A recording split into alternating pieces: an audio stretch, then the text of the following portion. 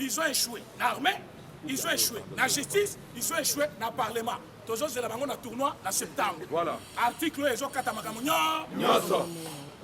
Dans les niveaux actifs, tous dans le stade. Ah, ouais, ils sont trop bas joués. 150. Article, on attend partout les lois dans Tongo. Parce qu'il faut qu'est-ce qui s'est passé et pourquoi ça se passe comme ça. UDPS, viva! Est-ce que UDPS c'est ça palou? Oh, bah comme la bino le roi la palou. Est-ce que bah est-ce que bah koki biso? Bango kuna muto akufi, parti ekufi, mais biso, oh ya biso akufi, to sipo. On mi mettre la maboko ba danger. Article 158. La Cour constitutionnelle comprend 9 membres nommés par le président de la République. Ok. Nommés par le Premier ministre. Négatif. Nommés par le président de la République. 9 membres.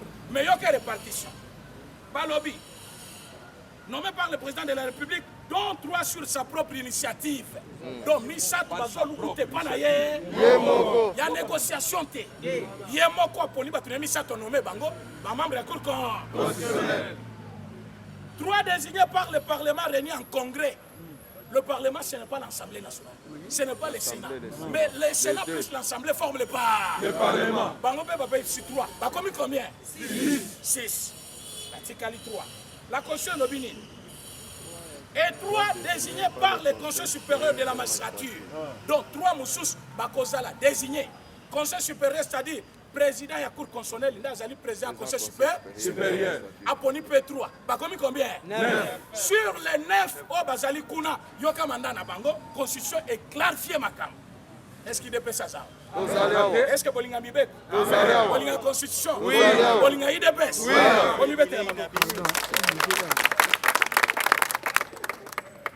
Les 2 tiers des membres de la Cour constitutionnelle doivent être des juristes provenant de la magistrature, du barreau ou de l'enseignement universitaire. Les mandats des membres de la Cour constitutionnelle. Et je vais signifier ça malin pour Moutou Ayoka. Le mandat des membres de la Cour constitutionnelle est de 9 ans non renouvelable. Le mandat de Bango est à 9 ans. Des places Bango a une initiative comme le chef de l'État Mukanda. Or, Basuka qui un article avant Batanga Linéa D. Mandat est à 9 ans. Il y a une constitution, non? Mais il y a une constitution. Constitution Lobini. Chef. La Cour constitutionnelle est renouvelée par tiers tous les 3 ans. Donc, chaque 3 ans, il faut pas renouveler la Cour constitutionnelle. Mais pourtant, Balobi a un mandat il y a 9 ans. Mais il y a un retirer la Constitution. Balobi, chaque 3 ans. Toutefois, lors de chaque renouvellement, il sera procédé par tirage au sort des membres par groupe. C'est-à-dire, dans le groupe, il y a président, Bazumo. Dans le groupe, il y a parlement, Bazumo. Dans le groupe, il y a conseil supérieur, Bazumo. Donc, 3 ans, dans 3 ans. Est-ce que Bassali 9 ans? Balongé dans combien? 3 ans. Après 3 ans, Moussous, Bakopona, Moko n'est pas président. Moko n'a parlement. Moko n'a conseil supérieur. Bassali combien? 3. Bango bakosala 6 ans. Kaka 3 ans bakosala 9 ans. Ce qui veut dire le mandat n'est pas le mandat des membres de la Cour constitutionnelle, mais c'est le mandat des cours constitutionnelles. Ceux qui vont dans 3 ans, aux membres de la Cour constitutionnelle, est-ce que c'est 9 ans? Négatif. Donc ce n'est pas ton mandat. Ou à l'on a 6 ans. Est-ce que c'est 9 ans? Ce n'est pas son mandat aussi. Il n'a pas fait 9 ans. 3 ans, bâti Kali, ne bakosi ça 9 ans. Voilà. Mais bango bakomo kanda balobi. Atteindre la Cour de cassation. Pourtant, tu as un mandat. Quel mandat? Maternité. Il faut bailler Bamoubek. Bangomoko ba ignore. Maintenant, parce que gérer Bisson, na ignorance. Moke kokende wapi. Ceux qui baillent baki, loi oi. Bailler article oi. Comment va commis Mukanda? Yoka na fait article de balo. Etienne a le président de la Cour constitutionnelle est élu par le père, par ses pairs pour une durée de 3 ans renouvelable. Même le président de Bangoza a 3 ans pour durée renouvelable une fois. Donc, il a 6 ans. Donc, mon côté, il a 9 ans. Quand il y a 3 ans, il a la chance. Par tirage au sort, il a 9 ans. Mais comme il y a la Cour constitutionnelle, il faut que la Cour constitutionnelle. Ce qui montre qu'il y avait un complot. mandat est binoté, mandat est nommé bino. Parce qu'il y a zone nommé dans la cour constitutionnelle, or mandat est la cour constitutionnelle, boti kayemo kwa bino place aligni, parce que vous êtes le juge de la République et non le juge d'une instance ou d'un individu. Mais tant que vous êtes pona, instance bango bako sala, c'est-à-dire baza na même mise na inokwa. Voilà. Mais Fati Beton, abotoli bango ji. Abotoli bango armée. Batikali po qui vite. Avant parlement coûteuse à la dissous, baza déjà fit. Donc parlement est causé en septembre. Bakokuta déjà ba membre de la cour constitutionnelle yassi. Bakuta cour constitutionnelle yassi. Cour de cassation yassi. Yango bo chaba.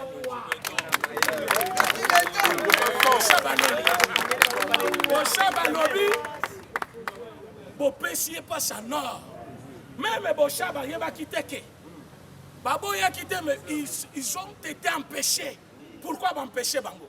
Naloba? Loba, Mimisa.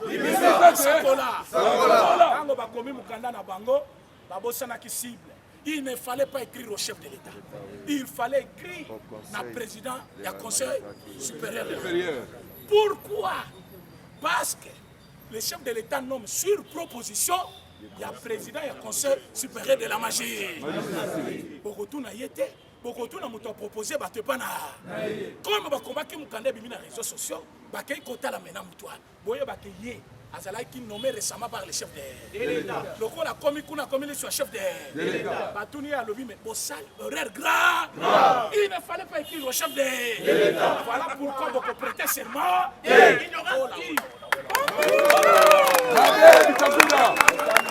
que tu as maintenant, conséquence du fait que vous prêtez serment, vous travailler ni dans la cour constitutionnelle, ni dans la cour de cassation. Parce que dans la cour constitutionnelle, pour ça, il faut que l'ordonnance soit nommée. Les Alanas ont abrogé. Or, l'ordonnance normale des juges a été déjà abrogée. Il y a la constitution, soit dans la ordonnance. Toutes les dispositions antérieures sont abrogées par de nouvelles dispositions. Alors, on a l'ordonnance qui est déjà remplacée. Abroger une loi, c'est la remplacer par une autre. Donc aujourd'hui, Bazali sous un mandat, il y a un juge. Donc, ni la cour de cassation, Bazali sous la droite, la cour constitutionnelle, Bazali à droite, Batikali na mopé. Bamona tunda kasse na bakomi ndenge mo. Babengi shada makamuna na ngwele kela ngabino bobenga ngai. Hein? Aya kotela makamuna bino. Mais tu nous as dit qu'on ne peut pas nous intimider. Comment otiki biso? Vous nous avez trompé. Aujourd'hui, les deux juges en perte de vitesse parce qu'ils ont fait une erreur grave.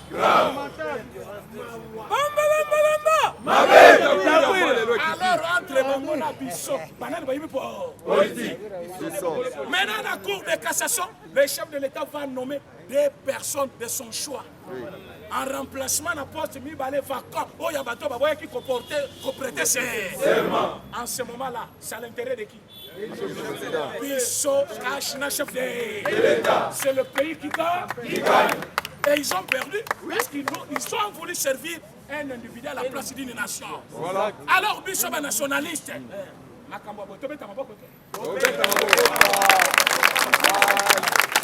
que quand Alexis Bango comment la moi la pasteur basakana na yeke ata amela kadiamba du matin ata okuta kana coin lamba ka fufu tshana mesi yebise petit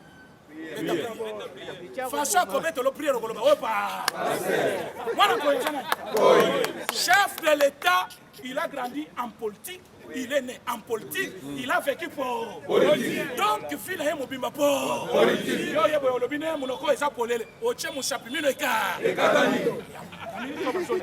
Mais voilà pourquoi nous disons ceci. Etienne Tshisekedi avait fait un travail. Pourquoi il disait souvent, le président de ville que vous voyez, il faut respecter les gars qui ont vécu. Ils ont vécu toute leur vie à défendre les parts. Le président Etienne Tshisekedi, dans son temps, il a reconnu leur mérite. Alors, qui, si vous voulez connaître la politique, vous allez faire la science avancée. Pourquoi? Tout le monde. Tala bato baza na cours constitutionnel, mais bayebi politique. Paquet université, au lieu de finir les études, ils ont fini les années. Et les gens finissent les années. Aujourd'hui, conséquence et rattrapé pas. Ils sont dehors. Babebi si moussala, va perdre. Nyon son kabila tikali po. Si quoi le boyo kaplan. Nabimisa. À cette session en septembre. On va arrêter 4 personnes. Naloba. Oyebi que ta maman sera aux arrêts. Oyebi que dans cette session en septembre, la loi portant statut de l'ancien président, vous allez protéger Kabila et cause à la projet. La Cour constitutionnelle va revoir cette disposition de loi. Cette loi viole l'article 12. Ma belle son moto sali na Congo. Mais bagnon sur la salle, il faut la traiter sur le territoire national. Donc, parce que tous les Congolais doivent être traités sur le même pied d'égalité. Maintenant, il y a une protection, il y a au Salimabe, au Tekimboka, au Tekimabele, il juger. Et la minute, Kabila sera dépourvu de tout à la disposition de la sécurité aux arrêts. Il y a un chef de l'État, au dissolution au Parlement. On peut rendre ce Parlement inerte. Sans force, sans aucun mouvement. La minute, le Parlement chute na Ezaki, président Luamba. Le président Luamba a démis. Force et Parlement Ezaki va faire passer la loi Eminac pour que justice et comme les dispositions d'Abango va se protéger. Maintenant, la loi Wanaliba. Force et Parlement Ezaki va faire passer Ronsard Malone. Ronsard Malone appartient au passé. Force et Parlement Ezaki va protéger Johnny Noum. Johnny Noum, il est bas.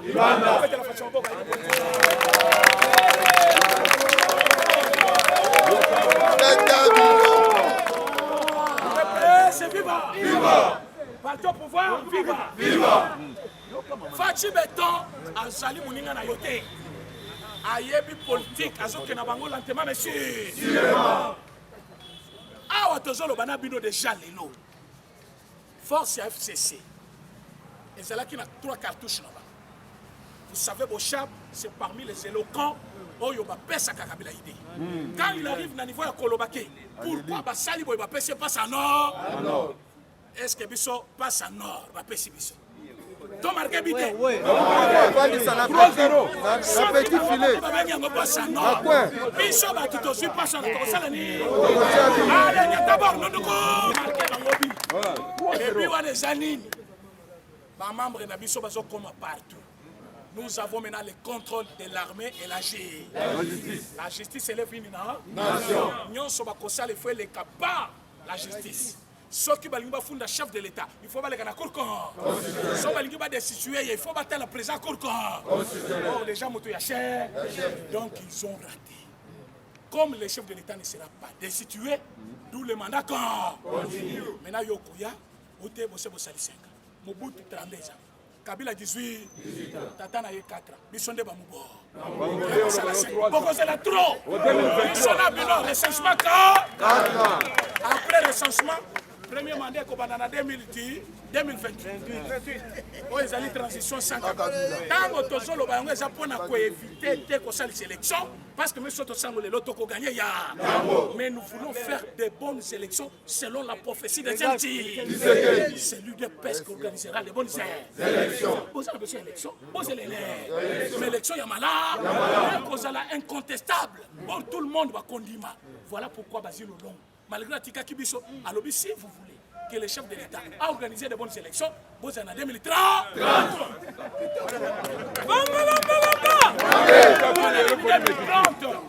Parce que les lots, Namoyo Tosali, Barwande Baza, Baburunde Baza, Sénégalais Baza, Bazo Possédé à niveau de la présidence. Tomboy, Tolingi Toyeba, qui est congolais? Qui est d'origine congolaise? Nani Azatata Mama congolais? Bayeli biso tribalisé. Tala ne bakongo bomba bande kona biso na kizangwete. Bazo tumba bato parce que bazo soutenir le chef de l'État. Parce que baza baluba. Baluba baza ba congolais. Au centre du pays et le baluba ont tout donné dans ce pays aussi pour avoir cet état de droit que nous avons.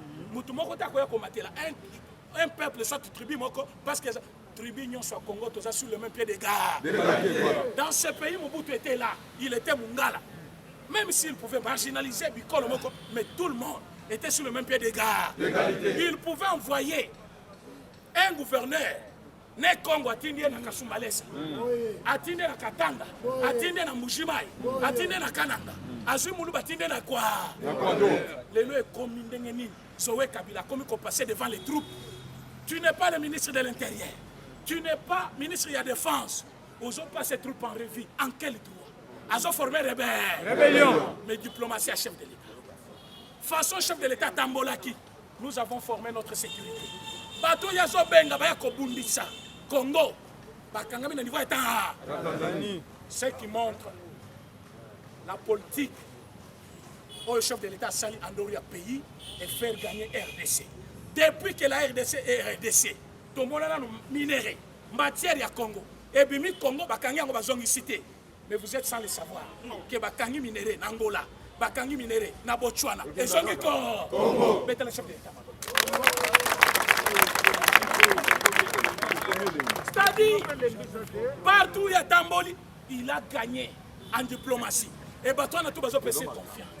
Voilà pourquoi Bakolingate faut apprendre après que non, président a tel pays n'a favorisé Batouana comme Panayo. Pourquoi tu as problème là? Voilà pourquoi il avait dit à Kagame, si tu veux les ponts, on va mettre les ponts. Solingi ba mire, Tokocha, et Zali, langage politique. Kagame n'est pas fort, mais Kagame était un homme qui a été rendu fort par les États-Unis. Maintenant, les États-Unis, Azana Congo, ça. Voilà pourquoi Mike Kamel a commis Tekeme. Ce qui veut dire l'espoir. Alors, Mike Kamel, je comprends. Il voit en Félix une lueur d'un espoir pour le corps. Alors, tu as un modèle Wana. Politique tout à Congo, la politique américaine est commune. Pourquoi une fois lâché le Congo, Chinois qui ont récupéré la première puissance mondiale. Comme Bazar a besoin d'un bisou. Le chef de l'État a dit Ganaga. On peut se la paix. C'est ça un président qu'il faut. Voilà. Mais ce n'est pas un président. Nous sommes presque étrangers pour pas garder. À un moment donné, Balia Bassani Bati, la minute au Kabila est à la proie de tout. Ce qui Félix Sajaki Moutomba Bende à Sakangeka. Mati qui est pour servir d'exemple dans Batebe. Par la bonté, on peut gagner. Et bonté na yelelo et faire gagner. Batebele va comprendre à Moutumalam. Zokamabe Zalaki. Yango tant balekina. Oui, biso de moto il y a des bonhommes. Il y a des bonhommes, ouais. Tout le monde doit besoin qu'il kofinga. Lobby va funguli kama nzanzawana. Pour pas bongi sanser. Pour les kabazole. Azana raison yango makabo zo umela. Lelo kwa bateza kito. Boti kayasa. Mena refilete. Nano refilete. Mena tango todo sisa. Yango to yebisa. Oyo bazon di mayete. Faut changer mboka. Faut que l'étape là. Mais jour bokozonga bokokuta état de droit et fandi so de moto ici. Bokozanga maloba. Alors mboka abino koma lokola mboka mopai. Alors lelo yo congolais surtout combattants, il ne faut pas céder. Na bato bazoya na esprit ya ote. Banda bo bandi bo pesi bisoni.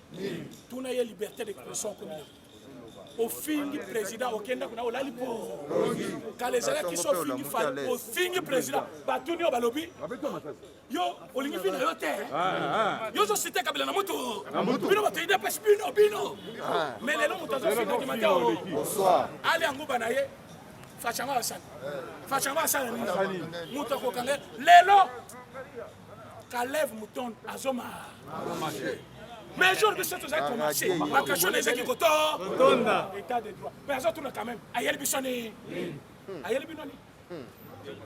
Le meilleur héritage qu'on peut laisser à nos enfants, ce ne sont pas des meubles, c'est la formation. Mais te rendre formation gratuite. Tanguy Samoanofi. Il n'y a pas quelque chose qui de passe enseignement. Il y a un moment où il y a des accords obligatoires. Mais nous avons rendu l'école gratuite au Congo. Mais quand même en septembre, l'école est à l'État. Il faut attendre l'école est à l'État. En réalité, c'est gratuit. Non, on peut encore gratuité. Mettez la fâche.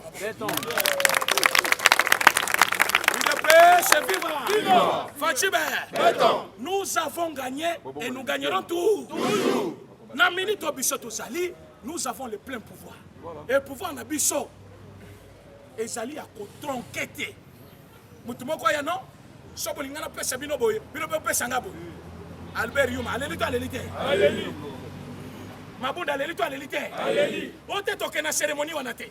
Le juge prête serment devant le chef de l'État. Et non pas le chef de Parlement. Fatimou, l'impression de l'obéa à faire. Ba juge Boya, bon fanel. Bon prêter serment. Bazali conjuré. Fidélité, loyauté à la nation. Le garant de l'alliance s'appelle le président chef de l'État. Et le président chef de l'État au Congo, c'est Félix Antoine Tshisekedi. Il était là ou pas? Il était là. Comme il était là, bah juré, loyauté, fidélité devant la nation. Yo Zenan. Yo Zenan. Bah conseiller bango mabe, yango Kabila boy bango nyonso. Alobi boy bu politique té. Bah conseil nyonso bo pesi. Bah plan nyonso bo sali, bah projet nyonso bo sali échoué. Ce qui montre que Bango l'équipe a protégé. Or déjà tard, ça lâché. Alors je t'ai montré l'amour. Mais yo l'exine a monté maman. Yango foka. Abou. Merci beaucoup. Vraiment